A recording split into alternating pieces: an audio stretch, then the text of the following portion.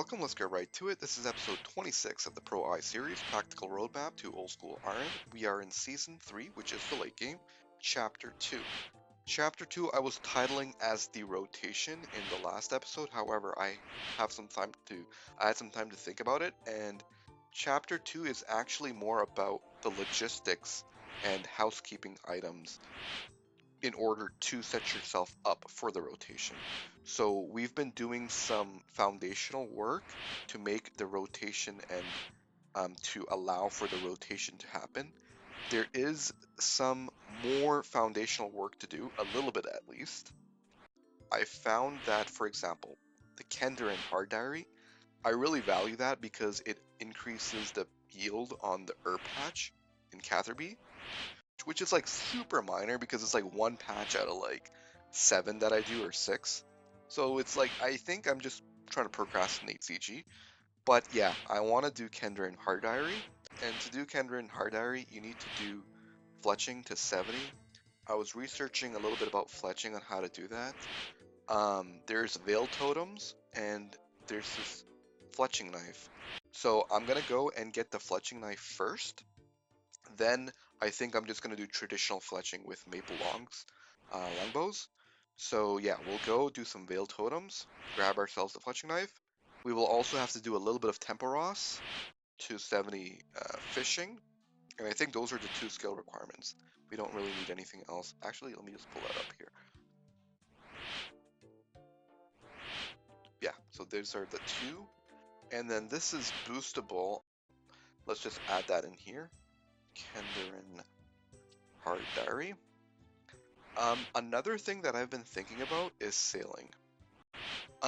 What I like about sailing is it unlocks, there's some minor little benefits to it, but I really value those. I like how they're minor so that, you know, it is a standalone thing and it's completely isolated from the rest of the game, but it just integrates enough for you to kind of want to do it. So I think I want to do a little bit of sailing. The Calquat patch, for example, is kind of valuable because I would like to push my farming up to 99 at some point, and I think I'm going to do it through Calquat patches.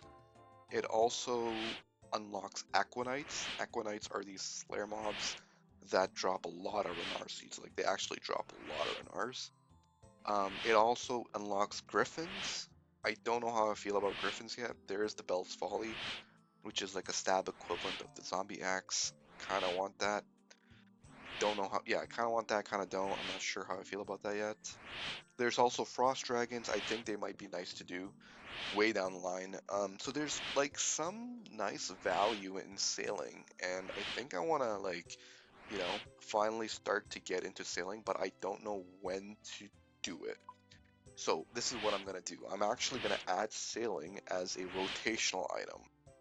So while we're doing this stuff, we'll just nibble away at sailing as well. We'll nibble away at each of these things. So for example, right now I'm nibbling away at crafting. Yes, sir. Okay, so, but you know what? Let's get a move on. Let's do some veil totems. I don't know how to do that yet, so that's going to be a learning experience. I think before I do that, though, I might do a farm run, so let me just do that quick. Oh, by the way, I don't think I showed my time played, so time played 44 days, 4 hours, and that has been due to basically crafting, and actually, but now I was thinking of getting maybe 86 to unlock Fury. That would be cool. That's like a nice little unlock, right? So let me just keep going away at glass blowing, and I'll catch you guys in a bit. All right, take care. Bye-bye. Hey, welcome back. I took a little break, and yep, we are almost about to hit 86. All right, so let's get a move on. We will go and I think I'm gonna, actually, you know what? I've been procrastinating CG way too much. So I'm gonna do a couple more CG runs. And then I'll do a farm run first, and I'll do a couple CG runs. Catch you guys in a sec. Alright, bye. Hey, welcome back. We're doing a little bit of Tears of Q6. Prior to going to CG, I figured I'd go here first, so this happens to be up. Alright, smash the PB. Let's go.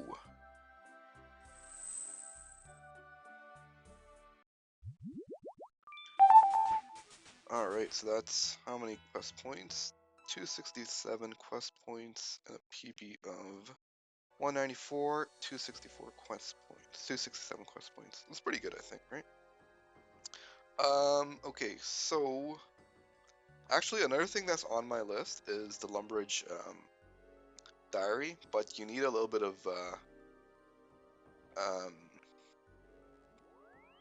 rune crafting levels for it, so that's why I haven't been doing it. Let me just take a quick look. 59 rune crafting, yeah. And actually, another thing that's on my list, actually, I'm going to write that down here, is the Fremi Exiles quest. Fremi Exiles needs 55 rune crafting to do, so we can do that next week. And that'll give a lot of rune crafting XP. That'll push us to like close to 59. But yeah, I'm going to just wait on Lumbridge hard till I passively get it. So I'm not going to worry about rune crafting. Anyway, okay, so one thing that's gonna suck, I was mentioning sailing, is it's like our XP is gonna go here, which is, I don't know how I feel about that. Okay, I'm gonna go on over to CG, do a couple runs, and yeah, alright, catch you guys later. Take care, bye. Hello, welcome back. We did a couple CG runs, and now I'm ready to start with Veiled Totems. Let's see how that goes. I have no idea how to do this thing, so it's gonna be my first time. I know that you need a log basket, and let me see what I got in here. Empty. Okay, so got some logs and a knife, and I think that's all you need, right? So let's try it out, and then you gotta run and do this. So I've been doing this for a bit now, and I don't know how I feel about this. First off, the good, it's a phenomenal ambiance, the environment, the setting, the graphical style, the art style, the design, it's just phenomenal, right? Even the music, it's really, really top notch. However, the game itself is just like it's very, very intensive, which kind of conflicts with how fletching is as a skill. Fletching is a very AFK skill, right? So why is this minigame so click intensive? It's just so engaging for some reason. Engaging in a bad way though. It's very like it demands your attention when it really shouldn't. Yeah, so maybe their logic is that, oh, because fletching is AFK, maybe we want to make the minigame not AFK and make it engaging. I don't know how, like, that logic in my opinion just doesn't work, because there are some things in RuneScape that should require a lot of precision, mechanical skill, high APM, whatever you want to call it. There's things in RuneScape that should be like that, right? Bossing, PVM, raids, that sort of thing, right? Those things should require, you know, a high level of input. Now, when you have something as trivial as and mindless as fletching, you know, or skilling in general, right? Those activities should respect the player's time and just honestly lean into being AFK. So yeah, that's kind of my opinion on this. It's so unnecessarily high APM, high input, that it makes it harder to appreciate the great art design and the cozy vibes. Yeah. Alright, we got a few of these, so let's see what we get. Unfortunate. Alright, we got a little bit of a stack going here, so let's try and see what we get. Damn. See if we get anything. Ooh, bowstring spool. Sweet. I'm looking more for the other thing, the fletching knife, but that's not bad. What's this?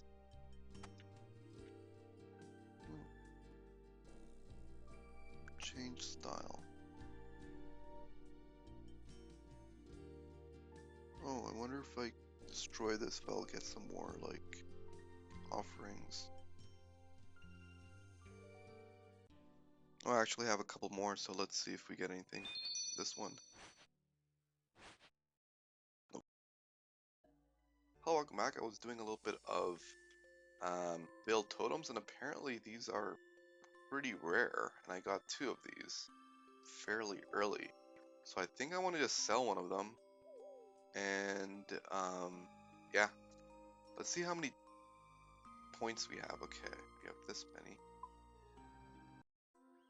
Okay, I think what I'm gonna do is I am gonna keep one of these, and I'm gonna sell the spool, and then that way with the spool sold, we will have 191 plus 125 is 316, and then I'll grind out the 40 points.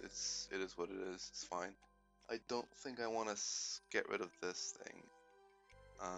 Yeah, it is pretty rare. So even though it's completely cosmetic, I don't really care that much about it, but it is pretty rare, and I think maybe I want to improve my house way down the line. So I'll keep at this for a bit more, and yeah, catch you guys later. Bye. Alright, I think we have enough points for the knife now, so let me just do a quick check after this totem. Trade 220, yeah, okay.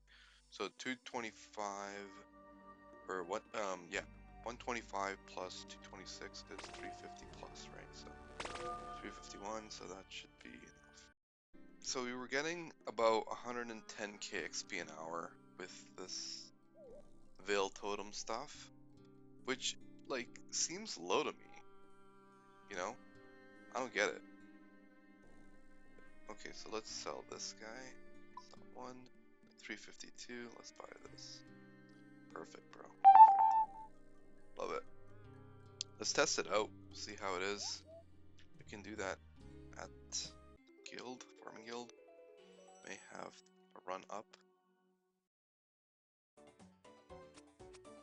Wow, look at that. Look at that XP. Holy moly, dude. Oh my god. Kidding me. There's no way it maintains at that level, right?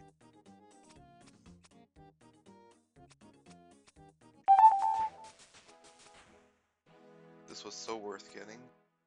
And then didn't even take that long. Alright, so I'm gonna be doing this till 70 whatchamacallit, 70 fletching. I may have to get some more maple logs, which means I might have to withdraw from my kingdom, which is okay because I feel like the kingdom, like the construction supplies, we might get a lot from our Void Waker grind, which is something that I'll talk about a little bit later. Yeah. Alright, so I'm gonna do this. I'll catch you guys later. Take care. Bye. Oh, welcome back. So we've run out of maple logs and we want to buy some more or get some more from here. So if I put 3 here, so that's 3 times 90. That should hopefully give me enough. That's what I want to say. So I do want to take some teak still. Okay, that's perfect. Yeah, we needed 2,700 and we got that many. So I'm okay with that. Now we're gonna head back to our house and fletch the rest of these guys. Alright, so we're just about to almost hit 70 fletching, and then I think I'm gonna get a move on and do some Temple Ross. But yeah, I'm gonna be at Temple Ross till 70, fishing. And I just realized the Dorman Stout is actually 2+. I thought it was 3 for a sec. So I'll need to do a little bit of smithing to get it to a boostable level. And then, yeah, so, alright, catch you guys later. Bye. Oh my god, oh my god, oh my god. Huge, man. I've been, like, wanting this so bad, bro. Woo! Let's go. I basically gave up recording the videos, the fights, because it was just depressing. So, okay, I forget how to work these things. It's been a while since I played on my other account, so you do this, right? Then you just bank it. Yes, sir. Nice, man, nice. And yeah, so I'm gonna keep going away at Kenner and Hardari, or the requirements for it, and then I'll pick it up once I get the fishing levels. All right, take care. Bye bye. Hello, welcome back. We've gotten 69 fishing, and we've also gotten 73 smithing. For a second, I thought 72 was all I needed, but no, I needed 73. Now we're in boostable range. We just have to finish Taibo 1A. 1I. Again, the Brimhaven Spirit Tree is just so niche and so good. I love it. Alright, so just some context on this quest. So basically, in the previous quest, we made a commune potion. So there was a village elder who requested our help. He was like, "Yo, I think our village is cursed. You gotta like find out if that's true or not." And the way to find out is we will make a commune potion, and I will speak with the gods and see if they've cursed us or not. We helped him make that potion. He communed with the gods, and it turns out the village was not cursed. Now, in the next quest, which is the one we're doing, we spoke to another guy, and he's like, "Well, okay, given the village is not cursed, you got to tell my sons that they can come home now." So now we are seeking the sons. Prior to like seeking the sons, we've also unlocked the secret of getting Karabwans. So we spoke to this other guy named Labufu, I think.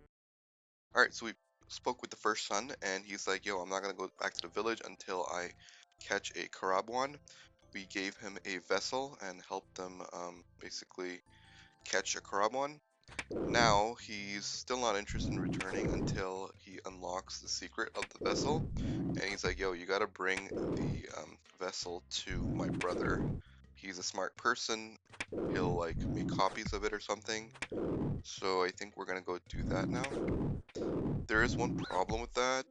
The guy we spoke to in the beginning to get the vessel, he was very like adamant that we don't share the secret of the vessel, but it looks like we're gonna be doing that. Before speaking with the second brother, we made an iron spear poisoned. Okay, so he said he's not gonna go back to the village until he kills the Shaiki Khan, and we've helped him improve at his hunting skills by giving him a spear, and also we gave him the agility potion. He's faster now, so basically he's yeah, slayed it. Alright, so this guy is supposedly trying to fix the statue in the village, and we're like, "Yo, why are you out here if you're trying to fix the statue?" He's like, "I'm here gathering the items for it."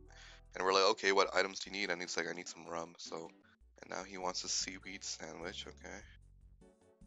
Seaweed monkey sandwich.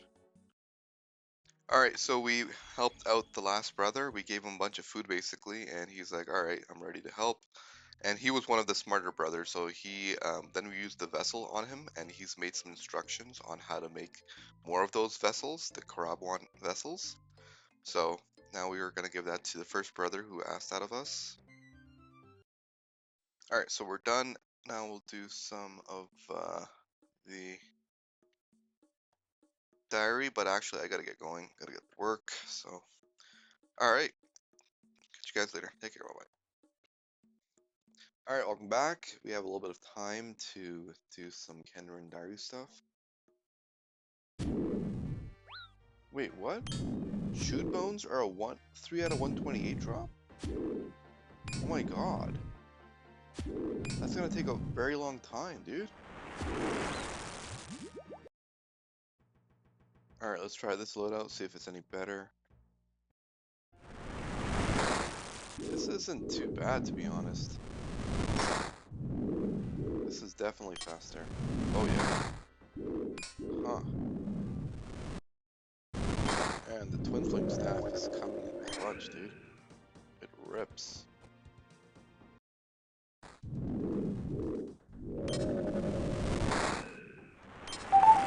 Oh nice, thank god, man. That didn't take too long. Woo! Alright, let's get the hell out of here. Man, I was just thinking, like, this is such a niche location, as with a lot of locations in RuneScape, you don't really traverse them a whole lot. And then I was thinking about the music, and Just that the music here is so seldom played, and it's just, I don't know. Like the dude put in so much time and effort into making this track, except it's like barely played, you know? Like you don't listen to it much, don't come across it. It's not like, you know, Harmony or something in um, Rock or in Lumbridge, right? Because they're like played so much. But this one is just, yeah, there's a lot of tracks like that. It's just, I don't know. Kind of sad, I don't know. Oh no. I'll actually have to do Fight Arena or Barbarian Assault, I mean. God damn it, dude. Alright, we finally did it, dude. Let's go. Perfect. And now let's go and switch this to Sears. Let's get this. Perfect, perfect, perfect. Okay. Alright, so let's wind down here. Let's take a look at the goals. So we've done yeah, so we've done the Kender and Hardari. Something that really needed to be done, because that patch bonus, you might as well just get that as early as possible, right? So got that out of the way.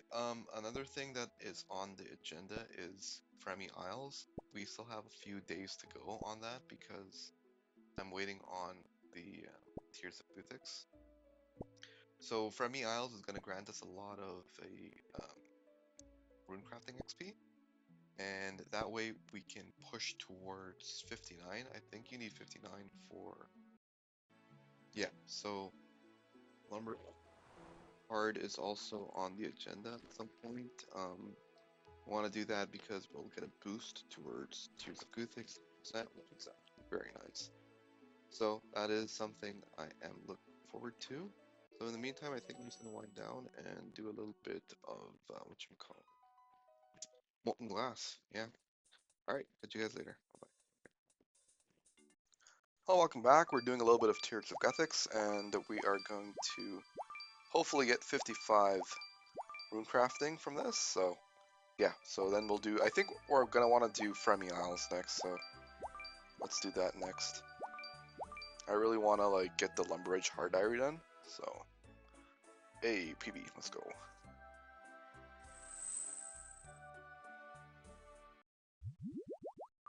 Perfect. So that is 269 quest points, 197 PB. Okay. So let's do Fremi Isles. Oh, Mountain Daughter. Shoot. Okay, so we got a little bit of information from Hamel, the chieftain of this little tribe, which is kind of like a offshoot of the Fremnix in Relica. These guys are very pure anti-magic. And it's funny because the Fremenix are actually also fairly anti-magic because remember they're warring with the Moon Clan, or they have like their relationship with the Moon Clan isn't all that like wonderful. But the Fremnix do use a little bit of magic because the seer in the Fremnic village, or the whatchamacallit Relica, has some rune stones, right? So this guy, Hamel, he's like super, super anti-magic, and he's like, yo, the seers in that village has rune stones, and I'm not about that, so we're not about magic at all. Okay, so he's told us that his daughter has went missing, and he's asking for our help. Alright, so we made our way to this little pool area here, and there is a shining pool that we listened to, and there was the voice of the daughter. Apparently she's passed away, and she's joined her ancestors, and her ancestors, along with herself, has mentioned that the people over here are kind of lost. They should reconcile with the main Relica people, the Fremnix. So she's like, yeah, you gotta help them out. They're very isolated, and they are. She's like, they also have no food. Like these people are running out of food, so she's like, you got to give them some food. Like try to find them a food source. And yeah, so let's see what happens. Alright, so we spoke with Hamel, the chieftain of the mountain tribe, and we're like, yo, your daughter wants you to improve the relationship between your tribe and the Relicans, the people of Relica, the Fremeniks. And he's like, okay, you know what? If that's what my daughter wanted, I'll do that. He's actually sent us, or sent a representative called Civity to Relica, and he's trying to, like, be an ambassador on behalf of the Mountain Tribe to Relica. Now we're gonna go try to help him out, Civity. Okay, it turns out the people of the Mountain Tribe, before parting with the Fremeniks of Relica, they took an ancient rock with them. And now the guy from Relica, Brunt, the chieftain, he is kind of pissed that they took the rock. And he's like, yo, I want the rock back. So, alright, so Brunt has accepted the rock and he's given us a seal of safety, like safety guarantee for the ambassador of the mountain tribe, Sviti. Alright, so Sviti is going to go talk to Brunt. And in the meantime, we're going to go and pick some fruit for the mountain tribe. Apparently, there's this thorny fruit that can survive in the mountains. So we're gonna go and pick that fruit. They're probably gonna get the seeds and do farming with that fruit. So let's do that. All right. So we updated the chieftain Hamel on some activities of ours. So we told him, hey, yo, we got you some fruit, or rather a fruit seed from the White Wolf Mountain. And now your people can grow that fruit here. He was like, oh, thank you so much. We also mentioned that we granted safe passage to Civity, his ambassador, to Relica, and he was very appreciative of that too. Now we're gonna go and update the Shining Pool, or the Shining Voice here. The chieftain, like I was saying earlier, doesn't really believe us that his daughter has passed away. So the daughter's like, you gotta convince him that I'm really dead, and yeah, so that he can move on. So she's like, yo, you gotta go into this cave, this is where I died, get my remains for him. Which is kind of sad. Yeah, so we're gonna go and get her remains and then convince the chieftain. So we spoke with Hamel, we showed him the remains, we told him about um, Kendall, the bear guy, and he's like, okay, fine, I believe that my daughter is dead, please bury her according to our traditions. So now we're gonna help him do that. Alright, it's kind of a sad quest, but yeah. So let's do Fremi Exiles now. Alright, so we spoke with Brunt the Chieftain. He's like, yo, can you check out a minor disturbance for us? And we're like, sure. Alright, looks like we found the source of the disturbance. Alright, so the letter is saying that there is some people who want to free the Germangand, and they want to take over the Fremenic province. Alright, so it looks like there has been a vote against us, and they think that we are working with the Basilisks and the Serpent King. The Jurgenman, I think, is the Serpent King. So the council members, 7 of them, has voted us out of the Fremenic province, unfortunately. But the chieftain does understand that we are trustworthy, so he's going to speak with us outside the village. So we're actually making a shield, by the way. So after we were exiled, Brunt has told us that to gain the town's trust again, we should honor their legendary hero V and make a shield. Alright, so we've gotten V's shield. We've showed that to Brunt, and now Brunt is going to make a case for us to, unexile us, so that'll be great. Alright, looks like they've awakened the Serpent King, but we're just in time, so we're going to put him back to sleep. By sleep, I mean death. Oh, whoa! What? Okay. Let's go. Perfect. Alright, so let's hop out of here first. If we do Final Dawn, it's definitely not going to get us anywhere close to 59, but it is going to be giving us some XP towards 59, which is nice. But again, yeah, some context why I'm doing this. I would like to unlock Lumbridge Hard Diary. Lumbridge Hard Diary is going to get us into, like, make the bonus better for Tears of Mythics, so that's why we're doing this. Alright, catch you guys later. Alright, we're back. Let's try out Final Dawn. So, where do we gotta go? Alright, so just a recap. So, the prince has been captured. Remember, there was this temple, we fought Amexiatl. The prince got captured. So, I think in this quest we're gonna go, yeah, we're gonna go and rescue him. Alright, so basically we've infiltrated the Twilight Emissaries and we're trying to look for the prince. Okay, so we have found that the prince has been moved to another location, besides the, like away from the Twilight Temple. But I gotta get going, so we'll come back, pick it up later. Take care, bye. Alright, got some time again, so let's continue. And while we were exploring that Twilight Emissary Temple or dungeon, we found that there was one, kind of commander of theirs, of the emissaries, that lives around the bank, and this is his house. We're gonna go investigate his house, see if we can find any clues. Another reference to the old ones. This actually, this reference was also made during the Perilous Moon quest. I believe the crypt or the murals were, I don't know if they were made by the old ones, but like there was some sort of connection in that area, that dungeon, of the old to the old ones. So the queen suspects that there are some people of the Twilight Emissaries that are operating within Camtorum. So apparently there's a dwarf that's like working with the Twilight Emissaries, and we're gonna try to question that dwarf.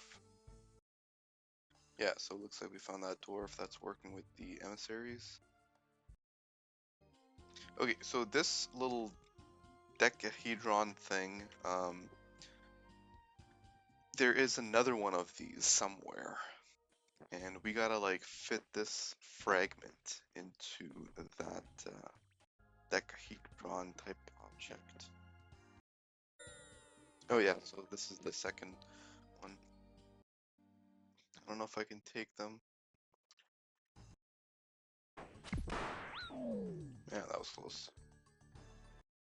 Alright, so we're done exploring the Netzapol, where the Moon's Apparels are, and they've recommended us to go to, whatchamacallit, the Tietjel Rainforest, and there's actually another, like, temple slash dungeon there that we want to explore. Alright, so it looks like the emissaries are very interested in this temple. Oh shit, they brought the prince. They're gonna take him deeper, I guess. Oh, never mind, we were able to grab him. Yeah, the queen is such a badass, man. She's like leading the charge on the front lines. So just to recap on these two twin brothers, they used to serve the queen, but they betrayed her. They betrayed her for various reasons. They didn't like how the Tiakin was picked. They also didn't like how she opened up the kingdom to outsiders. So yeah, and then they were also manipulated by this other woman, who's like that fanatic, the emissaries leader. She's also she also promised them, these two brothers, like they'll be the new kings. One of them really drank the Kool-Aid there, but the other one is like, yo, he kind of knew that the um, Twilight Emissary leader is saying some bullshit, so that guy just ran for it. This guy fought to the death for some false beliefs. So at this point, we're pretty much exploring the runes and trying to solve puzzles to gain deeper access to where Mokiodal is. Okay, so apparently she knows that she is insane and what she preaches is not really true. For example, she preached that the two twins were reincarnations of Ranal and Ranos, but she knows that wasn't true. But she was just fooling her um, followers.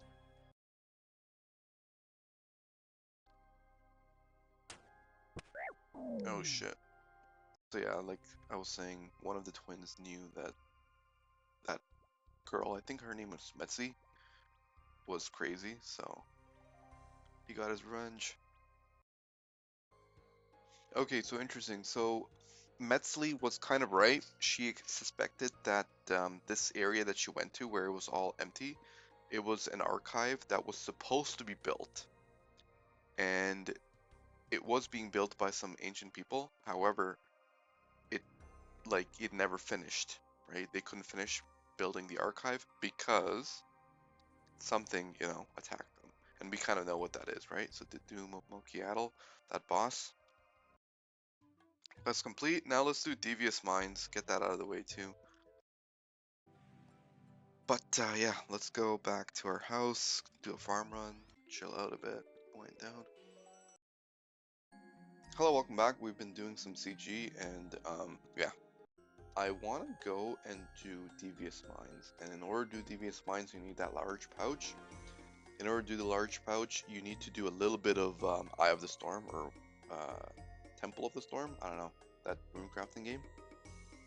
I think I want to go do that because, yeah, maybe I want to distract myself from CG, but I want to just get Lumbridge Elite Diary out of the way as soon as possible. Just kind of lingering, so.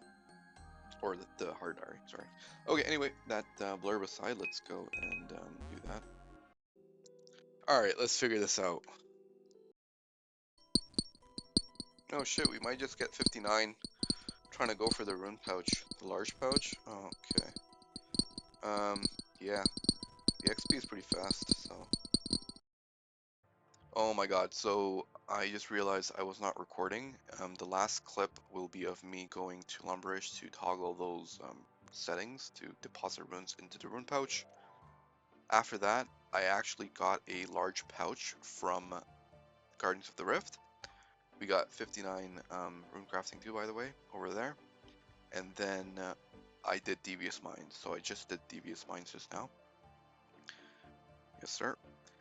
Anyway, okay, so we can actually do Lumbridge Hard Diary, and this makes me want to log out. So actually, I think I'm just gonna log out, and so I was playing before this, but I wasn't recording. So yeah, I'm gonna log out, take a break, catch you later, bye. All right, we're back. We're gonna head on over to MTA, Magic Trading Arena, grab ourselves the stuff, Bones to Peaches. Oh, welcome back. I think we're finally done, and we can go ahead and buy ourselves the Bones to Peaches. I think I have everything now, right?